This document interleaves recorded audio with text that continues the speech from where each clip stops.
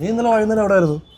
എടാ ഞാൻ മറ്റേ സിനിമക്കാണ് ഞാൻ പറഞ്ഞില്ലായിരുന്നു ചത്താപ്പച്ചക്ക് ബുക്ക് ചെയ്തു ഓ എടാ എത്ര അത് വെയിറ്റ് ചെയ്തിട്ട് വന്ന സിനിമയാണെന്ന് അറിയാമോ?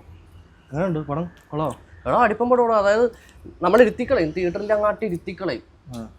ആ ഒരു 2 മണിക്കൂർ 10 മിനിറ്റ് ഒക്കെ ഉണ്ടെങ്കിൽ പോലും നമ്മൾ ആ ഒരു 2.25 മണിക്കൂറൊക്കെ നമ്മളെ ഇരുത്തിക്കളയും. ലാസ്റ്റ് ഒരു സാധനം ഉണ്ട്, അത് ഞാൻ പയ്യെ പറയാം. സ്റ്റോറി എന്തോ? എടാ സ്റ്റോറി നമ്മുടെ സ്മാക്ക് ഡൗൺ WWE ആ സാധനമൊക്കെ തന്നെയാണ്. പക്ഷേ സാധനം കിട്ടുവാണ് നമുക്ക്. ആ ഒരു പഴയ വൈബിലായിട്ടൊക്കെ നമുക്ക് പോകാൻ പറ്റും. അതായത് എന്താ പറയുക, നമ്മുടെ അനിയനെ പിള്ളേരൊക്കെ ഇട്ട് കട്ടിലൊക്കെ നിന്ന് മലത്തിയൊക്കെ അടിക്കൂലേ, ആ സാധനം തന്നെ. ആ സാധനം നേരെ നമ്മുടെ തിയേറ്ററിൽ ആ സാധനം നമ്മുടെ മുമ്പിലായിട്ട് തരും. നല്ല തിയേറ്റർ എക്സ്പീരിയൻസ് ആണ് പടം. പൊളി എന്ന് പറഞ്ഞാൽ അമ്മാതിരി പൊളി. പിന്നെ ഈ വെട്രിയുടെ മോളായിട്ട് അഭിനയിക്കണ കൊച്ചൊക്കെ ഉണ്ട്, എന്തോ വേദികയോ, നല്ലോണം അഭിനയിച്ചിട്ടുണ്ട്. എന്താ പറയുക, പറഞ്ഞ് ചെയ്യിപ്പിക്കണമല്ല, പുള്ളിക്കാരത്തിയുടെ ആ ഒരു കൊച്ചിൻ്റെ എന്താണോ സംഭവം അത് തന്നെ കാണിച്ചിട്ടുണ്ട്. അങ്ങോട്ട് കയറി എന്ത് തോന്നിയ ദിവസങ്ങളെങ്കിലും കാണിച്ചൊന്നും പറഞ്ഞ് ഡയറക്ടർ പുഷ് ചെയ്ത് വിട്ടു പോലത്തെ ഒരു സീൻ. അർജുൻ അശോകൻ, റോഷൻ മാത്യു, ഇഷാൻ എന്ന് പറഞ്ഞ പുള്ളിക്കാരല്ലേ, മറ്റേ നമ്മുടെ ഏതാ പറയുക മാർക്കോ സിനിമയിൽ ബ്ലൈൻഡ് ആയിട്ടൊക്കെ അഭിനയിക്കണം ആ വ്യക്തിയാണ് ഈ കഥ എന്താ പറയുക മുന്നോട്ട് കൊണ്ടുപോകുന്നത്. അതിന് മുമ്പ് മറ്റേ പിള്ളേരുടെ സാധനമൊക്കെ കാണിക്കും.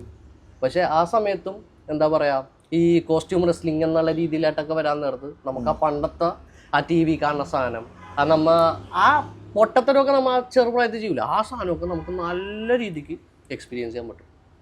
അതുപോലെ തന്നെ ചെയ്തേക്കണ ഓരോ വിഷ്വൽസ്, ആ വിഷ്വൽസിൻ്റെ ആരാ എടുത്തതെന്നുള്ളൊരു പേരും കാര്യങ്ങളൊന്നും എനിക്കറിയില്ല, പക്ഷേ ചെയ്ത് വെച്ചേക്കണത്.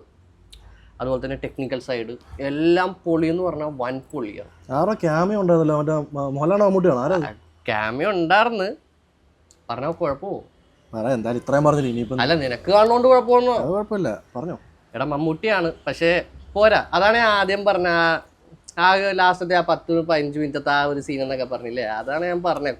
ശോകമാ. അതായത് പുള്ളിക്കാരനെ വെറുതെ അങ്ങോട്ട് കൊണ്ടുവന്ന് ആ എന്തെങ്കിലും ചെയ്തോന്നും പറഞ്ഞ് പഴയ കൊച്ചി സ്ലാങ് ഒക്കെ എന്തോ ഇട്ട പോലെ, കോമഡി ആണോ അല്ലെങ്കിൽ എന്താ പറയുക മാസ് കാണിച്ചു പറയാൻ പറ്റൂല, എന്താണ് ചെയ്തതെന്ന് കറക്റ്റായിട്ട് അറിയില്ല. ആ ഒരു സാധനം വന്നതിനപ്പോൾ എന്തോ പോരാ. അത്ര ഹൈപ്പിൽ ആ സിനിമ അവിടം വരെ എത്തിച്ചു കഴിഞ്ഞിട്ട് പെട്ടെന്ന് അങ്ങോട്ട് പോട്ടെ പുല്ലെന്നും പറഞ്ഞ് താഴ്ത്താട്ട് കൊണ്ടുപോയ സിറ്റുവേഷൻ. പക്ഷേ ബാക്കിയെല്ലാം വെച്ച് നോക്കാൻ നേരത്ത് കൊള്ളാം.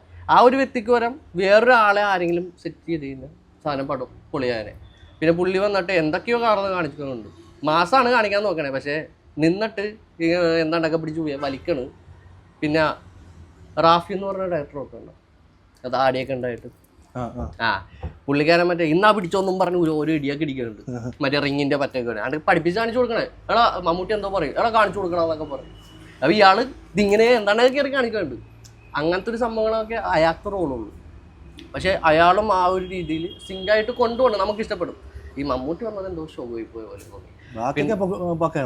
ബാക്കിയൊക്കെ എന്നൊക്കെ പറയുന്നത് തിയേറ്റർ എക്സ്പീരിയൻസാണ്. അത് നീ വേണമെങ്കിൽ പോയി കണ്ടോ. കഥയായിട്ട് ഞാൻ ഇപ്പോൾ ഒന്നും പറഞ്ഞിട്ടില്ല നിൻ്റെ അടുത്ത്, സത്യം പറഞ്ഞാൽ. ഈ ആൾക്കാരുണ്ട് ആ എന്താ പറയുക ക്യാമിയോ ഓർണം ചെയ്തിട്ടുണ്ട്, ഇത് മാത്രമേ ഞാൻ പറഞ്ഞുള്ളൂ. ഫുള്ള് സിനിമ ഞാൻ എന്താണെന്ന് ഞാൻ പറയില്ല, നീ വേണമെങ്കിൽ പോയി തിയേറ്ററിൽ പോയി കണ്ടോ. അത് തിയേറ്റർ മസ്റ്റ് വാച്ച് മൂവിയാണ്. ആ ഒരു 10 മിനിറ്റത്തെ സാധനം ഓർത്താം.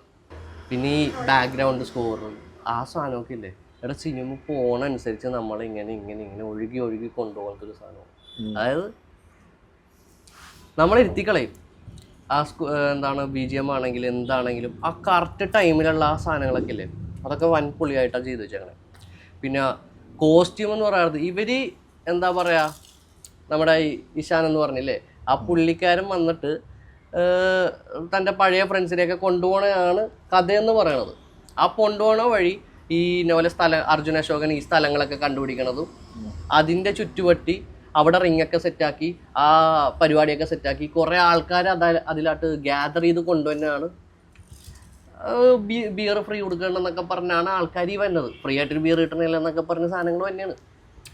അവിടെ ചെന്നപ്പോൾ എന്താ പറയുക, ഈ ടെക്നിക്കൽ സൈഡൊക്കെ ചെയ്ത് വെച്ചേക്കണ രീതികൾ സംഭവങ്ങളെല്ലാം എന്താ പറയുക, നമ്മ തന്നെ വിചാരിച്ചു ഇവർ എന്താ പറയുക ഇവരെന്തായി കാണിച്ചു കൂട്ടണേ.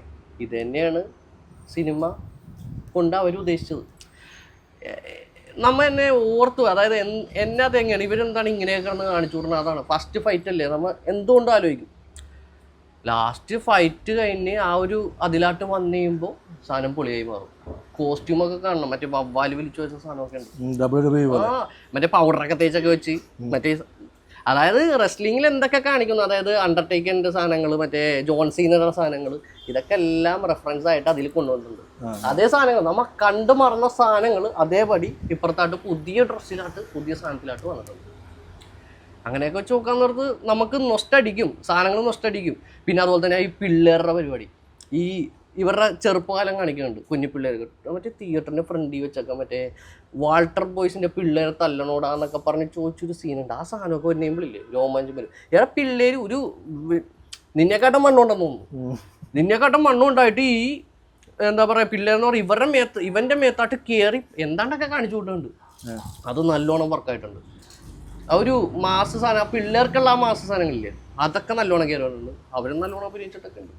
പിന്നെ ഇവർ പിന്നെ എന്തോ ജയിലിൻ്റെ ഫ്രണ്ടിലോ ജയിലിൽ ഇറങ്ങാൻ നേരത്ത് കുറേ പിള്ളേരെ, കുറേ ഇവരുടെ കമ്പനിക്കാരുണ്ട്, അവരെയൊക്കെ വലിച്ചു കയറ്റി അവർക്ക് ഓരോ പേര് കൊടുക്കും. അതായത് ഈ അണ്ടർടേക്കർ, ജോൺ സീന, അതുപോലെ ബാറ്റിസ്റ്റ എന്നൊക്കെ പറയൂലേ, അതുപോലെ ഇവർക്ക് കടൽ കൊമ്പൻ, അങ്ങനത്തെ പല എന്തൊക്കെ ഒരു പേരൊക്കെ ഉണ്ട്. അത് കറക്റ്റായിട്ട് അവർക്ക് ആപ്റ്റായിട്ടുള്ള രീതിയിൽ അവരുടെ വണ്ണവും സൈസും സംഭവങ്ങളൊക്കെ വെച്ചിട്ട് അവർക്കൊരു ബോഡി ലാംഗ്വേജ് ഒക്കെ കൊടുത്തിട്ട് ഒരു എൻ്റർടൈൻ ചെയ്യുന്ന രീതിയിൽ സാധനം കൊണ്ടുപോകണം. അതിൽ ഈ കടൽ കൊമ്പൻ എന്ന് പറഞ്ഞ വണ്ണമുള്ളൊരു സാധനമുണ്ട്, എന്നെ ഭംഗിയായിട്ട് അഭിനയിച്ചത്. അവനാണ് ഈ ഇമോഷൻ സീനൊക്കെ അവൻ ചെറുതായിട്ട് കൊണ്ടുവരാൻ നോക്കിയിട്ടുണ്ട്. അതായത് ഈ ബ്ലാക്ക് മെയിൽ സീനാണ് ഇതിൻ്റെ ഇടയിൽ കൂടി ഓടണ വേറൊരു കഥ. അതായത് ഈ അർജുന അശോകൻ എന്താണ്ടൊക്കെ സീനാക്കി ഇട്ട് കൊടുത്തിട്ട് ഈ വെട്ടറിയുടെ ഭാര്യയൊക്കെ എന്തോ മരിച്ചുപോയി. ലാസ്റ്റ് ഈ അർജുന അശോകൻ തന്നെയാണ് ഈ കൊച്ചിനെയൊക്കെ നോക്കണത്. അപ്പം അങ്ങനത്തെ കുറച്ച് സാധനങ്ങളൊക്കെ അതാണ് ഈ ഇമോഷണൽ സൈഡായിട്ട് കൊണ്ടുപോകുന്നത്. ഈ വൈശാഖാണെന്ന് പറഞ്ഞ ഈ പുള്ളിയാണ്, അതായത് നമ്മുടെ കുപ്പിയാണ് ഈ സാധനങ്ങളൊക്കെ എന്താ പറയുക ഒരു വില്ലനെന്ന് തോന്നിക്കണ രീതിയിൽ കൊണ്ടുവന്നത്. ലാസ്റ്റ് കൂട്ടത്തെല്ലാവും അപ്പോഴേ ഈ മമ്മൂട്ടി കയറി തന്നെ. അപ്പം എല്ലാം പോയി. നീ എന്നാൽ ടിക്കറ്റ് ബുക്ക് ചെയ്തതിന് ഞാൻ വേണമെങ്കിൽ വരാം. എന്നാ ഓക്കെ.